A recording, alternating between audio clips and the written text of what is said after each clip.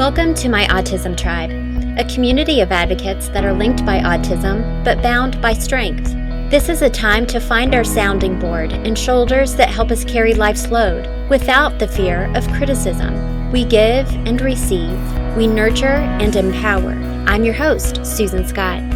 This month is Autism Awareness Month, and if you ask any autism advocate what this means, they will very quickly remind you that advocacy takes place every day, every month, not just the month of April. Family members, friends, professionals, educators, and autistic adults and youth want to make their voices stronger.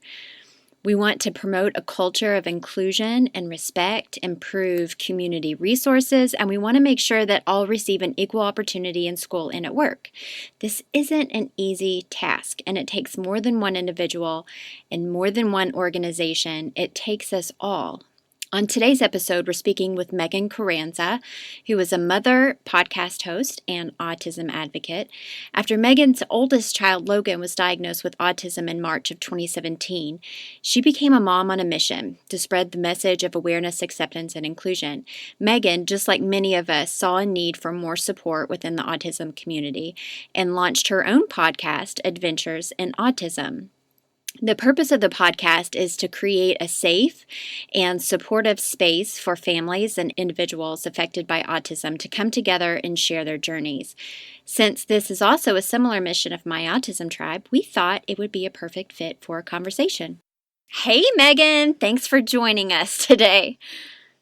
Hi, Susan. Thank you so much for having me. Well, when I originally reached out to you, I was because I'm a fan of your podcast, Adventures in Autism. Thank you. You're welcome. You have such a fun personality, and so sweet. So when I reached out, I'm like, hey, you want to do like this cross thing, like with our podcast, but we're both podcasts. And I thought it was so funny because you said, well, what should we talk about? Because I'm chatty. I don't shut up. She's my girl.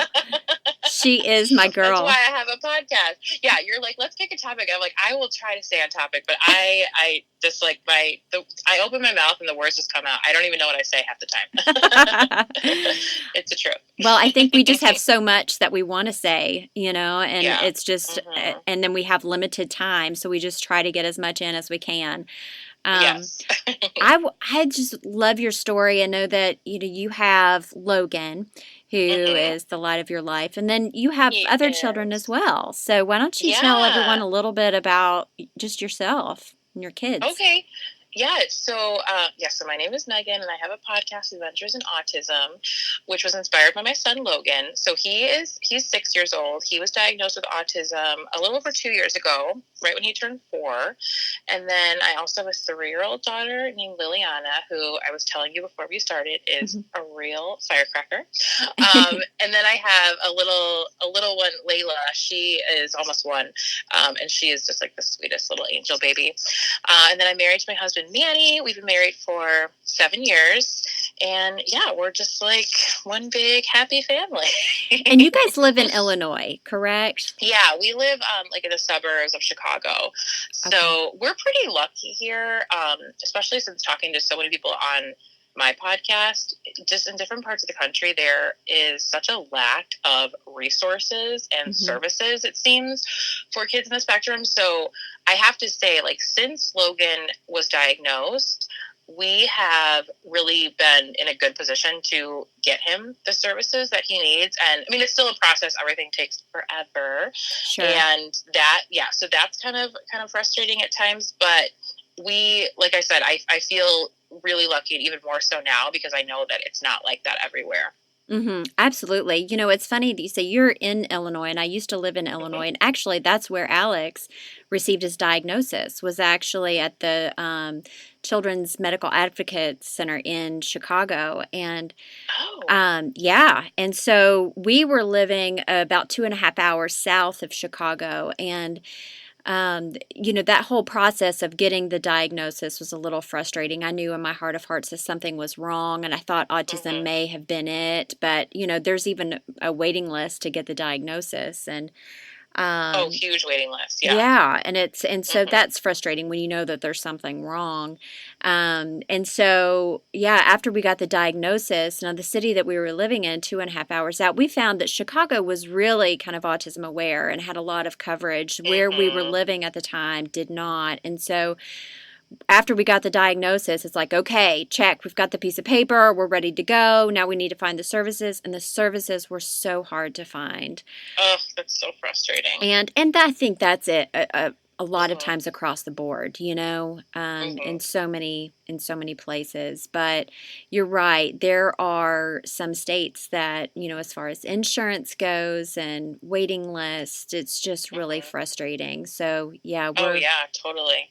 Yeah, we so we're just like maybe 45 minutes outside the city, so we're pretty close. And I think probably, I mean, I'm generalizing, but I would imagine like any, you know, bigger metropolitan area would have more resources. But yeah, when you're outside of, you know, where the resources are, that's got to be really tough. hmm And I know I was talking to somebody recently who they live in like a rural community, and even just for like we have Logan this year starting on a special needs t-ball team, Oh, which fun. we're so excited about. Yeah.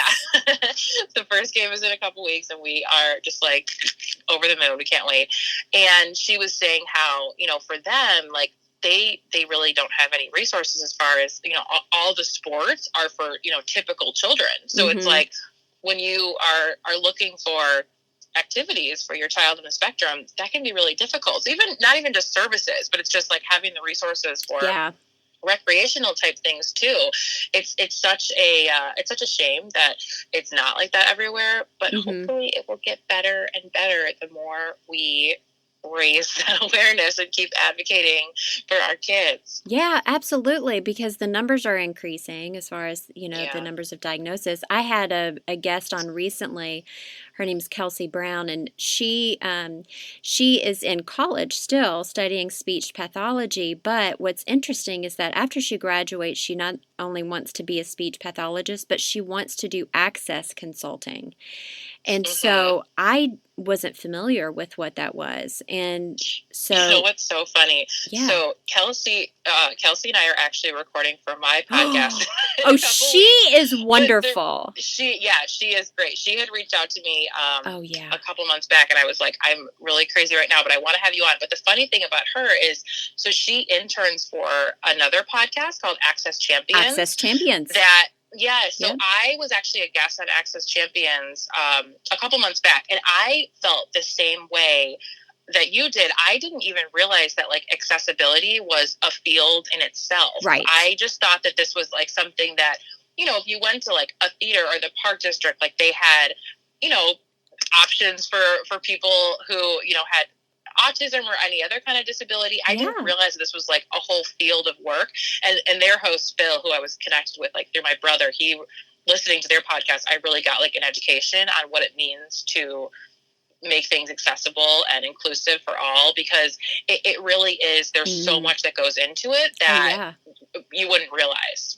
Oh, yeah. I mean, she Hmm. educated me definitely. And I'm like, my gosh, that's the beauty, though, of these podcasts. It's like you Hmm. just were thrown into this world, and I have met so many incredible, amazing people. And it's like we're all educating each other, not only just on personal Yeah, experiences, but also the people that are in these direct lines of work that are working, that are being that's an army for our children, you know, fighting for absolutely. them. It's so cool. It's amazing. I've said this before, but I never realized like how small the world was until I started the podcast, because there's Yes. so many people who I have connected with, and then it makes another connection, and it's like people that, you know, in other countries that are listening to the pod. Like Yes. it's amazing like who you can reach. And I mean, I know for me, like when I first started, like I was like, I hope that anybody listens to my podcast, because I Yeah, really didn't exactly. know if anybody would. And I had a guest on, this was maybe like a couple months ago that her episode aired, and she's from Australia, and she was actually the first listener ever that had reached out to me when I started the podcast. I was Oh. recording episodes and uploading them onto like the distribution platform that I use, but they weren't yet like really released. They were kind of Sure. out there, like floating, but I wasn't sharing it. I was kind of keeping it hush hush until like I had a few episodes and I was ready to get things going with it. And so I had released a couple episodes, and then one morning I woke up and I had a voice message like on this app, because I didn't even have our email set up. I had nothing set up. It was a voice message from this woman in Australia telling me how much she was enjoying the podcast and how it had been so helpful for her. And it was like, I mean, you could have knocked me over with a feather. I was like, somebody is listening to my podcast and they're in Australia. Like, I couldn't even get over it. Like, the fact that anyone is listening to my podcast is like incredible, but they're in Australia. It's so crazy. It's so unbelievable. Cool. Yeah.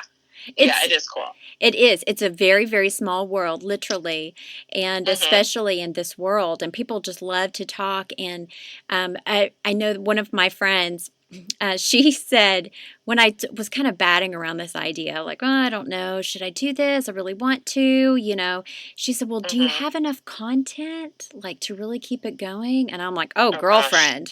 Oh, girlfriend. I could have an episode every single day, you know? Yeah, it's true.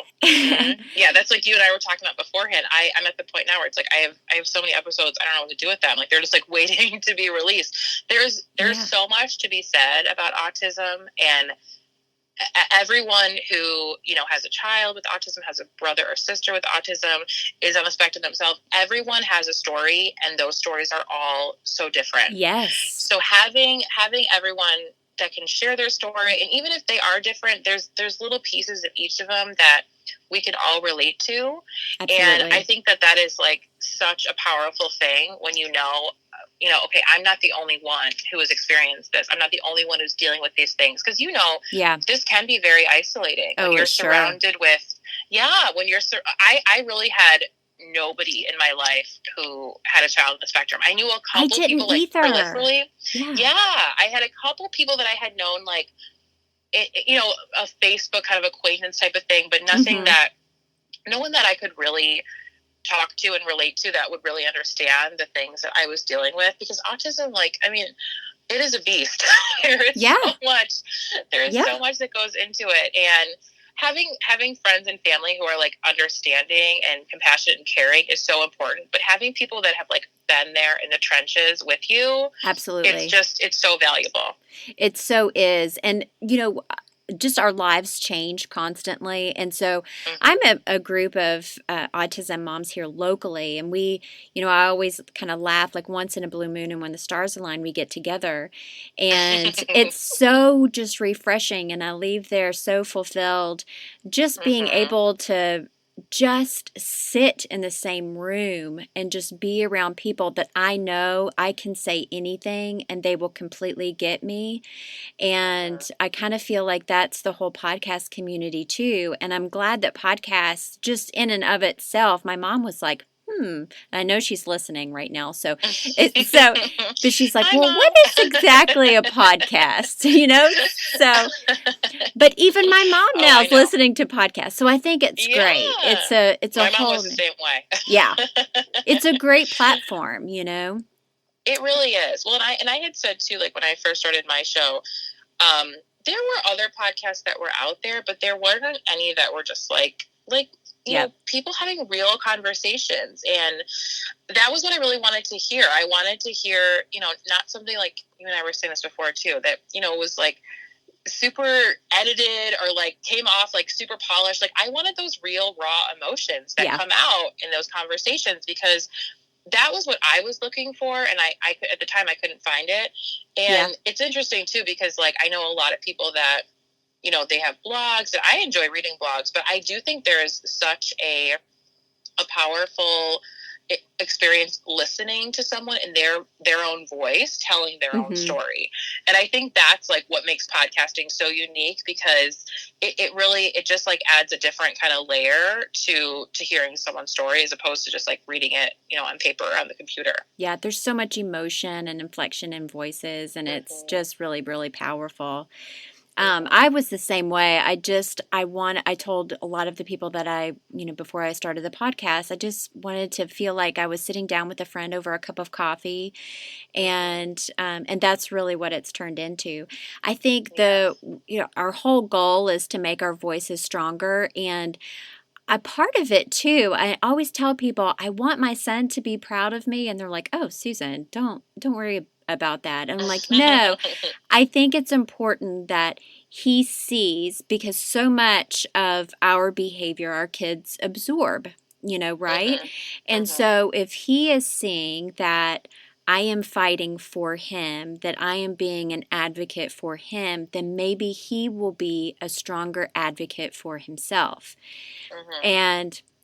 And it's not anything, I've not whispered the word autism around, him before. Now, Mhm. does he know that you have a podcast? What So is, Logan, I mean, he mhm, definitely, it's difficult with him because he is nonverbal. uh-huh, So he is not able to, especially with like expressive language. He does have some words, and his word list is growing all the time. mhm, But he's not able to like have a conversation. So it's hard sometimes to know what he knows. It's hard to know, sure, like, really access everything with him. I will say we are a very, I am a very open person. We're an open family. We mhm, we talk about things all the time. He does therapy in our house 6 days a week, so it's like nothing is like a secret with us. You know what I mean? sure, So that's a really good question. Does he know that I have a podcast? I don't mhm, really have an answer to that.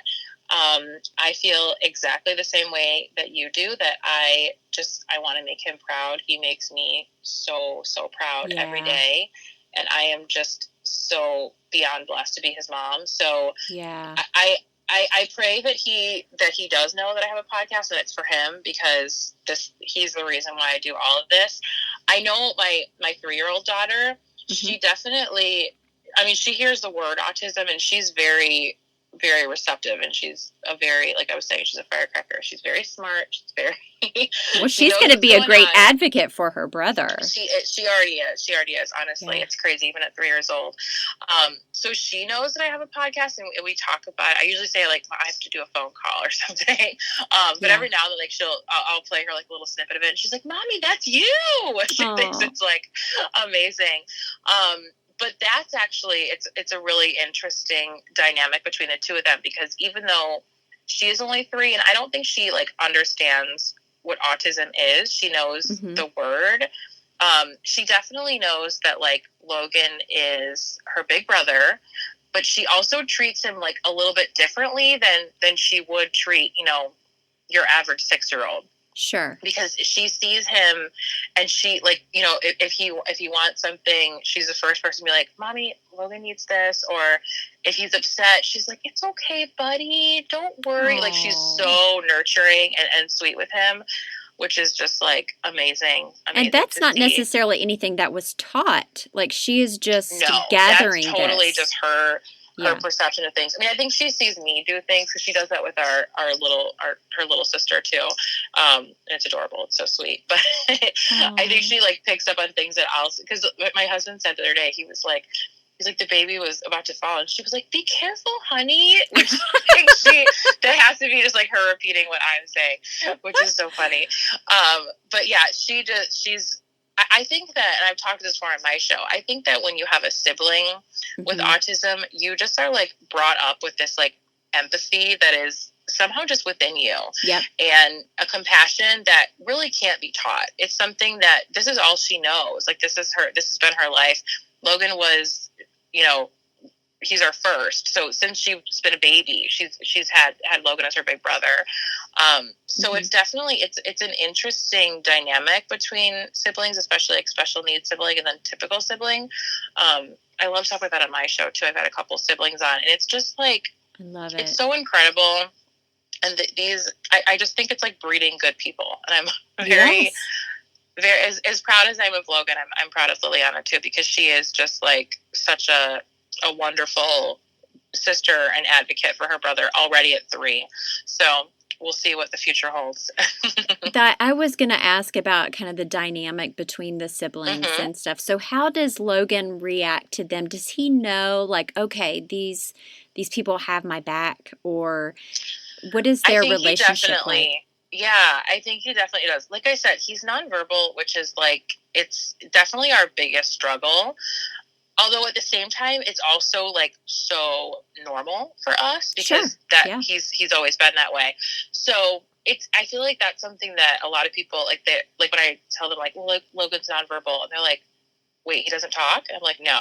So it's, when you first hear that, it seems so odd. But he's also like the loudest person you'll ever meet. So nonverbal does not mean quiet. Let me just tell you. Right, exactly. Yep. Not even a little bit. So I think, what's interesting with like the sibling dynamic, he when we had Liliana, he had just turned 3, and he was definitely, it was before we had him diagnosed. He was in preschool. He was doing like speech and OT, and Mm-hmm.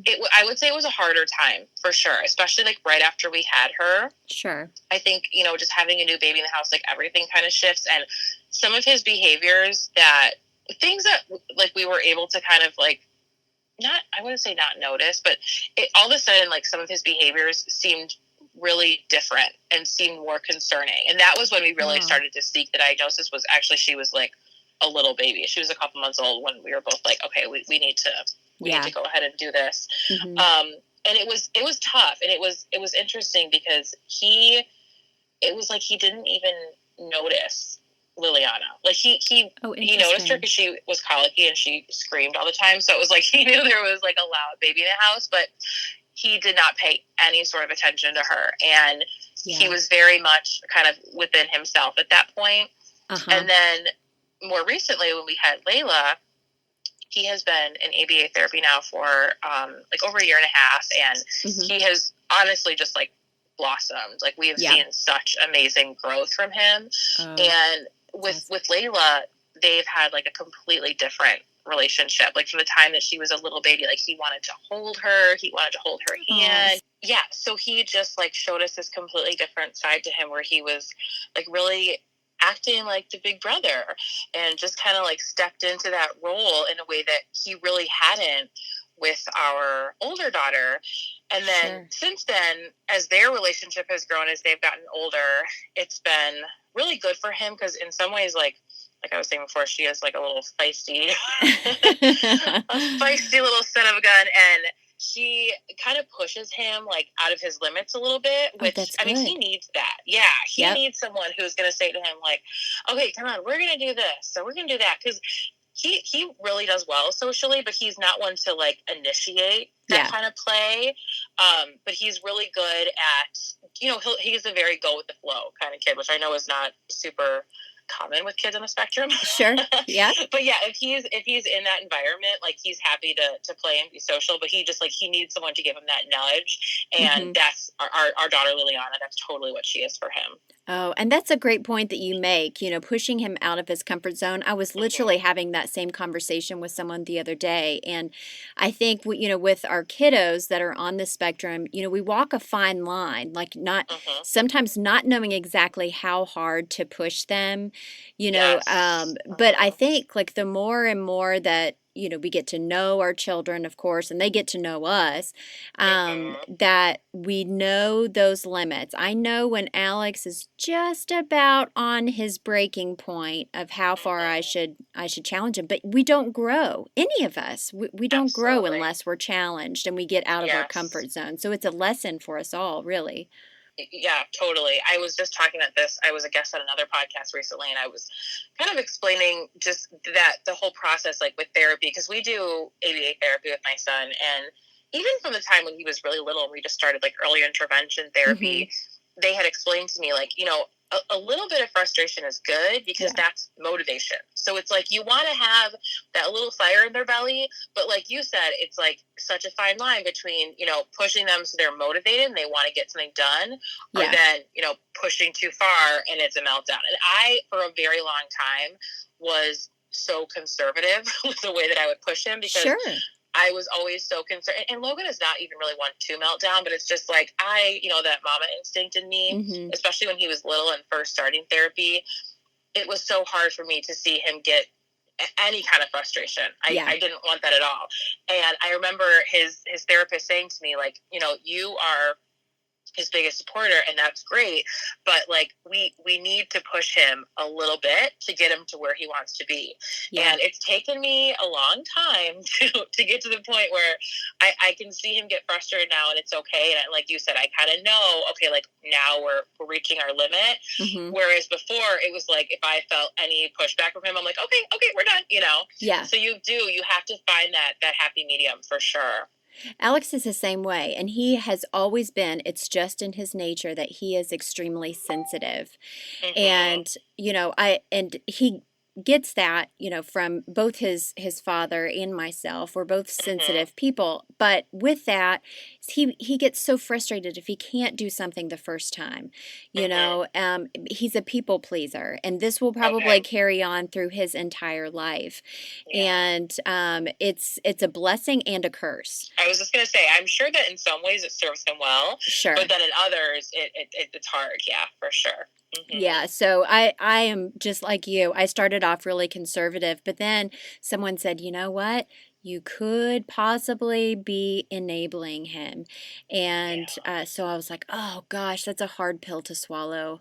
You know, I never want to enable him. And so, you know, it's just like a different mindset. And it's something that I've just grown to learn that I'm constantly having to shift my mindset depending on what kind of different challenge or obstacle that's in front of us, both with him and what obstacles and challenges that I'm having as well.